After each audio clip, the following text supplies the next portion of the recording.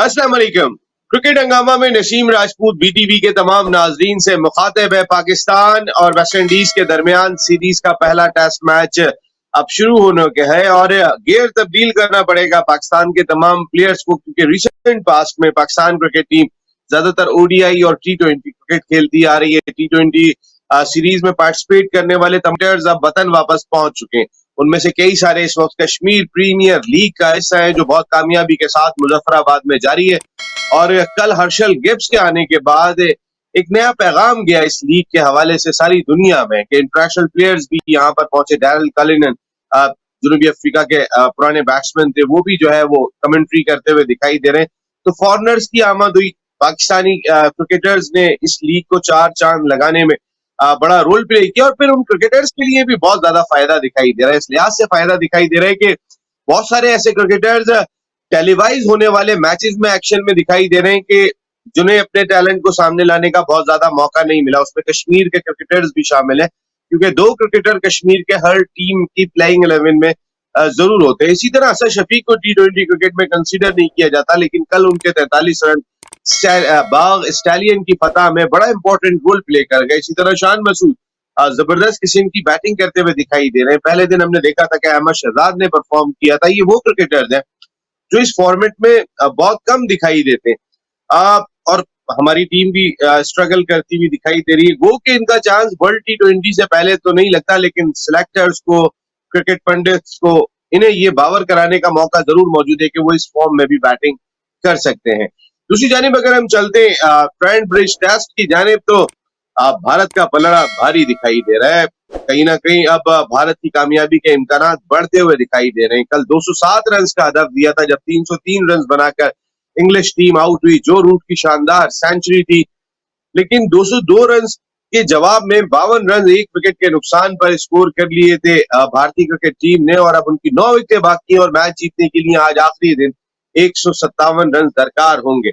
अरशद नवीद का चर्चा आज भी पूरे मुल्क में जारी है। 29 साल का तवील खत्म हो सकता था अगर पाकिस्तान मेडल जीतने में कामयाब हो जाता, क्योंकि 29 साल से पाकिस्तान ने ओलंपिक्स में कोई मेडल नहीं जीता। दूसरी जानिब अगर पड़ोसी मुल्क भारत की बात कर लेते हैं, तो अपनी तारीख में सबसे ज्यादा मेडल्स उन्होंने इस साल जीते। ओलंपिक्स की हिस्ट्री में 7 मेडल जीत चुके हैं, जिनमें 1 गोल्ड, 2 सिल्वर और 4 ब्रॉन्ज मेडल शामिल है। और तारीख भी भारत ने यहाँ पे इस टोक्यो ओलंपिक्स में इस तरह रकम की थी कि सबसे ज्यादा दुनिया भर में क्वालिफाई करने वाले एथलीट्स का ताल्लुक भी भारत से था। कई सारे इश्यूज हैं जिन पर बात करेंगे। हमारे साथ गुफ्तगू के लिए मौजूद हैं कोई और नहीं, पाकिस्तान के फॉर्मर टेस्ट क्रिकेटर, अपने वक्त के जबरदस्त middle order batsman, cricket analyst, commentator, Pakistan cricket board, Pakistan cricket team में तमाम ही इंपॉर्टेंट जिम्मेदारियां अंजाम देने वाले हारून रशीद साहब। अस्सलाम वालेकुम हारून भाई। वालेकुम अस्सलाम, अस्सलाम वालेकुम नाजरीन। बड़ा जबरदस्त इंट्रो दिया नसीम आपने, और अभी इसके ऊपर हम आगे करते हैं गुफ्तगू। पहले किस चीज पे गुफ्तगू करना चाहेंगे? बहुत अच्छा आपने आज मेरे से सवाल किया है, क्योंकि मैं दरमियान में कहने वाला था, आपने खुद पूछ लिया। मेरा ख्याल है ओलंपिक्स का चर्चा ज्यादा है, अरशद नदीम का चर्चा ज्यादा हो रहा है, तो कुछ बातें जरा आज अरशद नदीम पे जरूर होनी चाहिए। क्योंकि वजीर आजम पाकिस्तान इमरान खान साहब ने जो लास्ट आवाम से कन्वर्सेशन की थी, जो फोन कॉल पे वो बात करते हैं, उसमें उन्होंने ये कहा था कि आखिरी 2 साल वो पाकिस्तान के स्पोर्ट्स पे देंगे। और भाई आपका बहुत टाइम गुजरा है इमरान खान साहब के साथ, एक वक्त आपने उनके साथ देखा है, और पाकिस्तान में स्पोर्ट्स की सूरत हाल को आप बहुत क्लोजली मॉनिटर कर रहे हैं। हम हॉकी में कहाँ जा चुके हैं, आपके दौर में हॉकी कहाँ पर थी, हम स्क्वॉश में कहाँ जा चुके हैं। गो के स्क्वॉश अभी ओलंपिक स्पोर्ट्स का उस तरीके से दर्जा हासिल नहीं कर सका है, लेकिन हम स्क्वॉश में बहुत ऊपर हुआ करते थे। हम कहाँ पर हैं बाकी गेम्स में? अब जैसे अरशद नदीम की परफॉर्मेंस सामने आ गई है हमारे पास, वेट लिफ्टर तला तालिब की परफॉर्मेंस हमारे सामने आई कि जो वर्ल्ड में 5वें नंबर पर बगैर किसी सपोर्ट और तैयारी के आ सकते। इमरान खान साहब को आप क्या समझते हैं कि जो जिस चीज को ठान लेते हैं, अगर वो स्पोर्ट्स बेहतर बनाने की जानिब जा रहे हैं, तो कुछ क्या एक्सपेक्टेशन आप खुद रखते हैं उनकी शख्सियत को सामने रखते हुए? देखिए, जहां तक इमरान खान की बात है, ऑब्वियसली वो बहुत ही एक किस्म का डिटरमिन्ड किस्म के इंसान हैं, और जिस चीज का तहिया कर लेते हैं फिर उसको उसके अंजाम तक पहुंचाते हैं। अगर आप उसकी पर्सनल लाइफ में भी देखेंगे तो कोई भी नहीं कहता था कि जी ये फास्ट बॉलर बनेगा। इवन उनके कजिन्स वगैरह भी कहते थे कि तुम बैट्समैन अच्छे हो, उनके कोचेज इंग्लैंड में कहते थे कि तुम बैट्समैन अच्छे हो, बॉलर अच्छे नहीं हो, लेकिन उनकी धुन थी कि नहीं, मैंने फास्ट बॉलर बनना है, उन्होंने बन के दिखाया। इसके अलावा और बहुत सारी चीजें हैं। शौकत खान का इतना बड़ा हॉस्पिटल बनना, कहा जा रहा था कि वो नहीं बन सकता यहाँ पर, लेकिन वो भी उन्होंने बनाया। अब जिस वक्त इमरान ने इस वक्त जो मनसब संभाला है, वजीर आजम बने हैं पाकिस्तान के, बहुत ज्यादा मुश्किल हालात हैं। और वो सिर्फ स्पोर्ट्स तो पता नहीं प्रायोरिटी लिस्ट में कहाँ होगा। उनके पास इतने बड़े उलझाव हैं कि जो पहले अपने आप को संभालने के लिए इकोनॉमिक इश्यूज हैं, आपकी फॉरेन पॉलिसीज हैं, आपके बहुत सारे ऐसे इश्यूज हैं जिनकी तरफ उसकी तवज्जो पहले जा रही है। लेकिन मैं आपको एक चीज और बताऊं, देखिए इसमें इमरान खान ने तो नहीं कुछ करना। इमरान खान ऑब्वियसली टीम्स बनाएगा और कहेगा कि जी आप इसको संभाल लें, आप इसको संभाल लें, आप इसको संभाल लें। फिर जिनको वो बागडोर मिलेगी, बेसिकली तो काम उनका है। आप दुनिया के, अभी आपने भारत की इतनी ज्यादा मिसालें दी, तो क्या भारत का सदर या वजीर आजम वो चलाता है उन महकमों को जहां जिनके अंडर में ये स्पोर्ट्स खेली जाती हैं? इनफैक्ट प्रॉब्लम ये है कि हमारे इस मुल्क में सबसे बड़ी बदकिस्मती है। बीइंग अ स्पोर्ट्समैन मुझे कहते हुए बड़ा अफसोस हो रहा है, हमारे यहाँ कैपेसिटी ही नहीं है किसी चीज को रन करने के लिए। बदकिस्मती से हमारे तमाम के तमाम स्पोर्ट्समैन, चाहे वो क्रिकेट से हो, चाहे वो हॉकी से हो, कहीं से हो, उनमें वो काबिलियत ही नहीं है, क्योंकि वो सिर्फ स्पोर्ट्स ही खेलते हैं। उनको मैनेजमेंट का कोई एक्सपीरियंस नहीं है। पीछे अगर देखा जाए तो एजुकेशन का कोई बैकग्राउंड नहीं है। आपकी ग्रूमिंग उसके ऊपर नहीं हुई हुई। आपने कल अरशद के मुतालिक बताया कि वो किस फैमिली बैकग्राउंड से ताल्लुक रखता है। तो ऐसे मौकों पर तो जो फेडरेशंस के करता धरता है, जो एसोसिएशंस के करता धरता है, बेसिकली उनको प्रोफेशनल्स होना चाहिए। वो प्रोफेशनली तौर पर अगर कुछ काम करेंगे तो कॉम्पिटिशन्स को ऑर्गेनाइज करेंगे ना। अब आप मुझे ये बताएं कि आप अरशद जेवलिन थ्रो के उसमें तो चले गए, मैं शर्तिया कह सकता हूं कि लोकल लेवल के ऊपर तो किसी कंपटीशन में उन्होंने हिस्सा ही नहीं लिया होगा। तलहा का आपने जिक्र किया, कितने आपके रेसलिंग के कॉन्टेस्ट हो गए इस मुल्क में। देखिए जब आप कंपटीशन के एनवायरनमेंट में जाते हैं तो तभी आप एक्सेल करते हैं ना।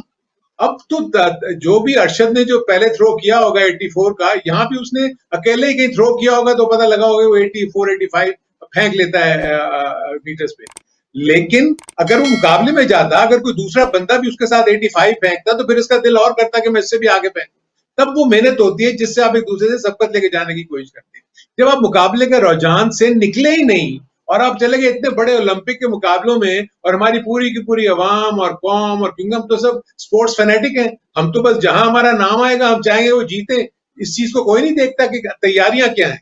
सो बदकिस्मती से आई थिंक जो भी, अगर इमरान खान ने अभी जो फैसले करने हैं स्पोर्ट्स के बारे में, क्योंकि उन्होंने एक टास्क फोर्स बनाई थी और एहसान मानी उसके हेड थे, मुझे अच्छी तरह याद है, और उन्होंने टास्क फोर्स ने पूरी अपनी रिकमेंडेशंस दे दी हुई, लेकिन वो टास्क फोर्स की रिपोर्ट कहाँ है, उसके ऊपर इम्प्लीमेंटेशन हुई या नहीं हुई, इसका कुछ पता नहीं है। मेरा सिर्फ इमरान से सिर्फ यही रिक्वेस्ट होगी कि जब भी वो किसी को अपॉइंट करने जाएं, इस बात को इंश्योर करें कि वो शख्स जो है इस काबिल हो कि वो ये सारी चीजें कर सके।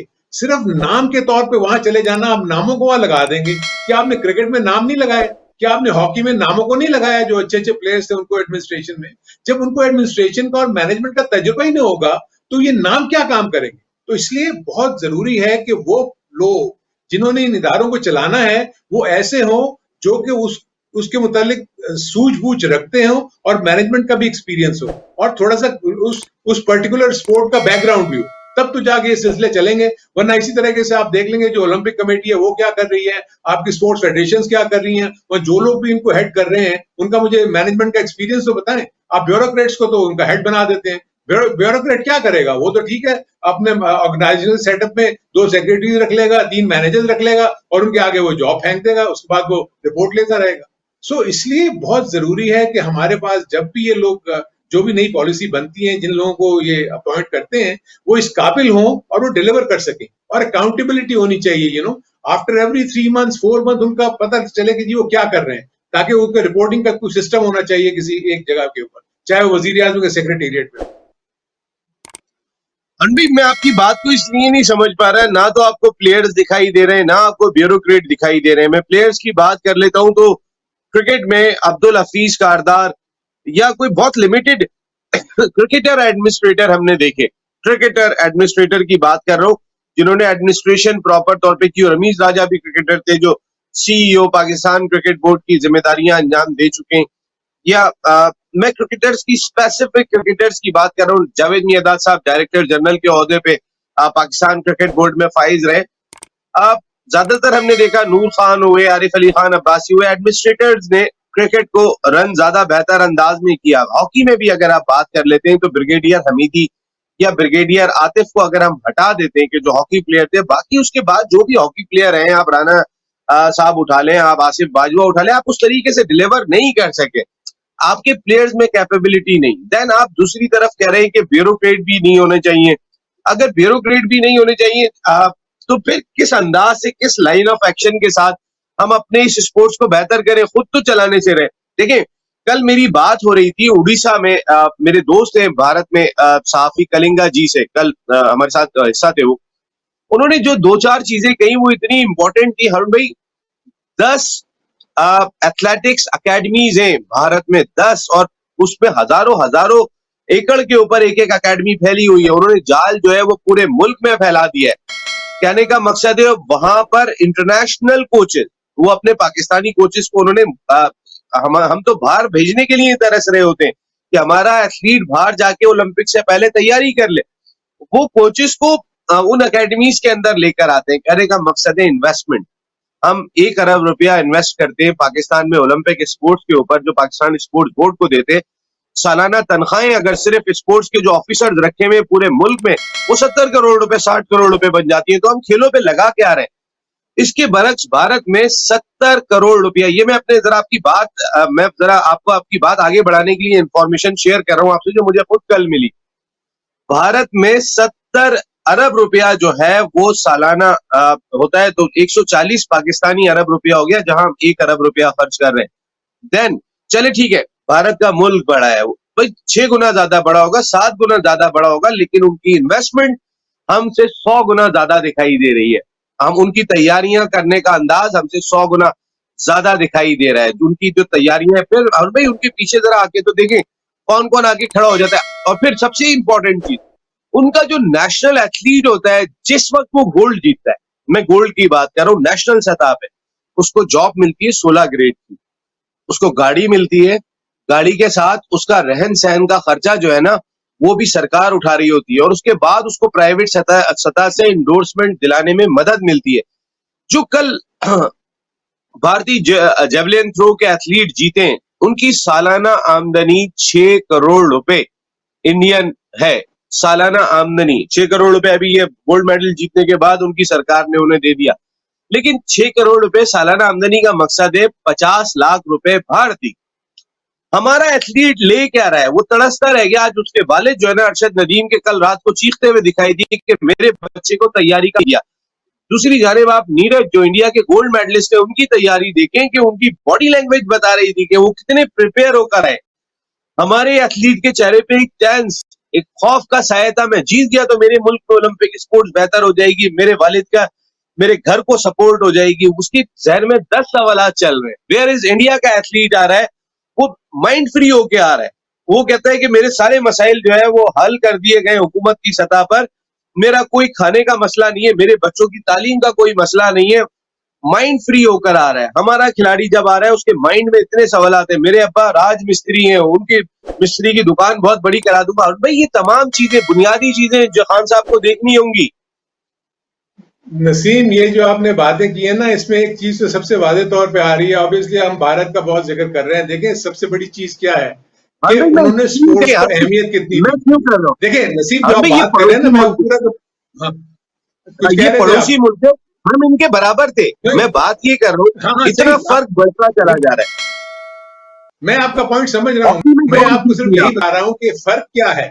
फर्क यह है कि उन्होंने स्पोर्ट्स को वो अहमियत दी है जो कि दी जानी चाहिए, और उन्होंने सिर्फ क्रिकेट को ही अहमियत नहीं दी, उन्होंने तमाम स्पोर्ट्स को दी। और जिन जिन को भी उन्होंने वहां पर वो मुलाजमतें दी, उनको ये जिम्मे लगा दिया कि आपने ये एकेडमीज भी बनवानी है, आपने प्लेयर्स को हेल्प आउट भी करना है, आपको हम इतना इतना बजट देते हैं, इसके मुताबिक आपने प्लेयर्स के रहन सहन, खाने पीने का सबका ख्याल रखना है, और पूरे साल उनका एक पाथवे बनेगा जिसके मुताबिक उन्होंने कब कब ट्रेनिंग करनी है, कब कब कंपटीशन में हिस्सा लेना है। तो यही तो वो चीज मैं कह रहा हूं कि पाकिस्तान में स्पोर्ट्स को आपको बहुत टॉप प्रायोरिटी पे रखना होगा। आप ब्यूरोक्रेट्स और जो एडमिनिस्ट्रेटर्स हैं उनको जरूर रखें, लेकिन इसमें आपको छोटी छोटी सी फोर्सेस बनानी पड़ेंगी, कमिटीज बनानी पड़ेंगी, जो कि देखिए मेरे अपने नजदीक जितने भी स्पोर्ट्स के स्टॉलवर्ड्स हैं, चाहे वो स्क्वाश हो, हॉकी हो, क्रिकेट हो, इनकी आपको 4 से 5 या 6 की टीमें बना के उनके जिम्मे पूरे मुल्क को फैला देना चाहिए कि जी आपने इनको ट्रेन करना है। आपको फॉरेन कोचेस चाहिए, उनको बुलाएं, उनको साथ इनके साथ लगाएं, ताकि ये मिलके और उसको पूरा, ये थोड़ी है कि आपने कंपटीशन से पहले 6 दिन पहले इकट्ठा किया और उसके बाद कहा आज जी अब चले ओलंपिक पे चलते हैं, आज जी चले फलाना एशियन गेम में चलते हैं, ऐसा नहीं है। सो आपको इसीलिए मैं कह रहा हूं कि जो सोच के धारे को बढ़ाना होगा, और वो लोग चाहे जो भी इस वक्त चला रहे हैं, क्या आप पहले तो उनको देखें, अकाउंटेबल करें कि उन्होंने वो जॉब्स किए या नहीं किए जिनकी जिम्मेदारी उनको दी गई थी। आप अगर वो काम नहीं कर सके, दूसरे ब्यूरोक्रेट्स को ले आए, अच्छे मैनेजमेंट एक्सपर्ट्स को ले आए, प्राइवेट सेक्टर से लोगों को ले आए, ताकि वो उनको चलाएं और उनके साथ उनके जो एक्सपर्टीज हैं, जो साबिका क्रिकेटर्स हैं जिन्होंने कोचिंग भी की हुई है और जो चाहते हैं कि इस मुल्क को देखें। सबसे बड़ी चीज ये है कि अगर मुल्क की खिदमत का अगर इनके जहनों में होगा ना, जो भी फॉर्मर प्लेयर्स हैं, तब तो काम होगा। अगर हमने अपने जहन में सिर्फ ये रखा कि मुझे इतने पैसे मिलेंगे तो तब मैं आऊंगा, देन तो फिर आप भूल जाएंगे कोई आपका वो होगा। उसका ख्याल रखना चाहिए, अच्छे पैसे मिलने चाहिए इन तमाम फॉर्मर क्रिकेटर्स को, और यहाँ for that matter hockey players को या स्क्वाश प्लेयर्स को या उन सबको। और उसके बाद जो एकेडमी जब आपके हर सूबे में, पहले तो आप सुबाई सिताबे फैलाएं, हर कम से कम एक मेन शहर में अगर आपकी एकेडमी हो और हर स्पोर्ट्स का जो डिसिप्लिन है वो उस पर काम कर रहा हो, चाहे एथलेटिक्स हो, चाहे फुटबॉल हो, चाहे हॉकी हो, ताकि आपके प्लेयर्स ज्यादा से ज्यादा वहां कर मेहनत और तरबियत हासिल करें, और उसके बाद उसमें से देखेंगे किसमें ज्यादा जान है और जो नजर आता है कि इंटरनेशनल लेवल पे जा सकता है, उसको पिक करके स्पेशल कैंप्स उनके लगाए जाए, उनकी ट्रेनिंग की जाए। देखिए ये चीज हो सकती है। प्रॉब्लम ये है कि हम सिर्फ जॉब की खातिर करते हैं। हम जॉब को टास्क ओरिएंटेड या रिजल्ट ओरिएंटेड नहीं बनाते। अगर मुझे जॉब मिली है तो मेरा ये होना चाहिए कि हाँ, आज ये जो जॉब मिली है, इसके नतीजे में मैं क्या करूंगा पाकिस्तान के लिए। अगर तो मैं कुछ डिलीवर कर सकता हूं तो फिर मैं बताऊंगा जी 1 साल के बाद आप मुझे देखिएगा, मैं आपको 4 एथलीट देता हूं, 1 साल के बाद मैं आपको 8 या 10 हॉकी प्लेयर्स देता हूं, या एक साल के बाद मैं आपको 6 या 8 फुटबॉल प्लेयर्स देता हूं।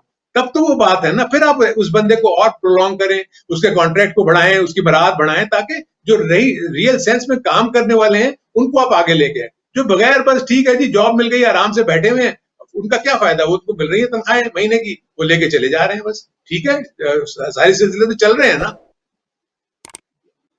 बिल्कुल सही बात है। अरुण भाई ने बहुत इंपॉर्टेंट बात कही कि नीयत का बेहतर होना बहुत जरूरी है। नंबर 2, काम करने का जज्बा होना चाहिए। सबसे पहले तो इमरान खान साहब को ऐसे लोग तलाश करने होंगे, उसके बाद इंफ्रास्ट्रक्चर पे पैसा लगाना होगा। उससे पहले पैसा लगाया तो फिर पहले भी पैसा जहां जाता रहे, फिर खान साहब कह रहे होंगे इनका एहतसाब होगा, तो पहले ऐसे लोग भी आए कि जिनका एहतसाब हुआ हो और वो फिर क्लियर भी हो और काम करने का जज्बा भी रखते हो, अंदर एक दर्द हो पाकिस्तान का, जिस तरह इमरान खान साहब के दिल में हमने देखा है। अरुण भाई बैठे हुए, मुल्क से प्यार का जज्बा हमने देखा है इनका, कि पाकिस्तान को ने इनको दिया है तो ये भी डिलीवर करने की कोशिश करते हैं। ऐसे लोगों की तलाश होनी चाहिए। ऐसे नहीं कि पाकिस्तान ही उन्हें डिलीवर करता रहे, वो पाकिस्तान को कोई डिलीवर ना करें। ऐसे लोग आ जाएंगे तो फिर यही मसाइल रहेंगे। अगले ओलंपिक्स में भी हम ऐसे ही बात कर रहे होंगे। अरुण भाई एक ब्रेक ले रहे हूँ, टाइम हमारे पास बहुत कम है, कुछ थोड़ी क्रिकेट पे बात करते हैं ब्रेक के बाद।